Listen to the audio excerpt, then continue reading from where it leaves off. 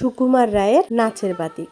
বয়স হলো ৮৮, চিমসে গায়ে ঠুনকো হাড়, নাচছে বুড়ো উল্টো মাথায়, ভাঙলে বুঝি মুন্ডু ঘাড়। হেইও বলে হাত পা ছেড়ে পড়ছে তেড়ে চিৎপটাং, উঠছে আবার ঝটপটিয়ে এক্কেবারে পিঠ শটান।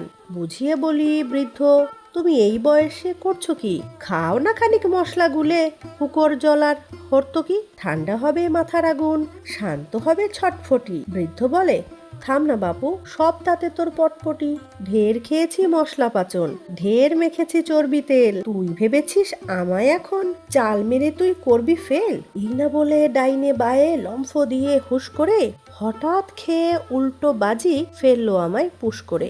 নাচলে অমন উল্টো রকম, আবার বলি বুঝিয়ে তাই, রক্তগুলো হুড়হুড়িয়ে মগজ পানে উজিয়ে যায়। বলল বুড়ো, কিন্তু বাবা আসল কথা সহজ এই, ঢের দেখেছি পরখ করে, কোথাও আমার মগজ নেই, তাইতে আমার হয় না কিছু, মাথায় যে সব ফক্কি ফাঁক, যতই নাচি উল্টো নাচন, যতই না খাই চর্বি পাক। বলতে গেলাম তাও কি হয়, অমনি হঠাৎ ঠ্যাং নেড়ে আবার বুড়ো হুড়মুড়িয়ে ফেললো আমায় ল্যাং মেরে। ভাবছি সবে মরব খুশি, এবার বুড়োর রগ ঘেঁষে। বললে বুড়ো, করবো কি বল, করা এসব অভ্যেসে। ছিলাম যখন রেল দারোগা, চড়তে হতো ট্রেনেতে, চলতে গিয়ে ট্রেনগুলো সব পড়তো প্রায় ড্রেনেতে।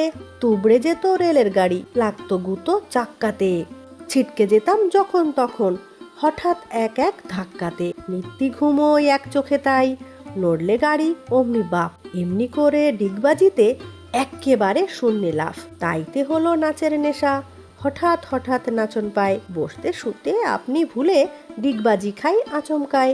নাচতে গিয়ে দইবে যদি ঠ্যাং লাগে তোর পাজরাতে, তাই বলে কি চড়তে হবে কিংবা আগে গজরাতে? আমিও বলি, ঘাট হয়েছে তোমার খুরের দণ্ডবত, লাফাও তুমি যেমন খুশি, আমরা দেখি অন্য পথ। নমস্কার। কেমন লাগলো অবশ্যই কমেন্টে জানাবেন, ভালো লাগলে লাইক কমেন্ট শেয়ার করবেন। ধন্যবাদ।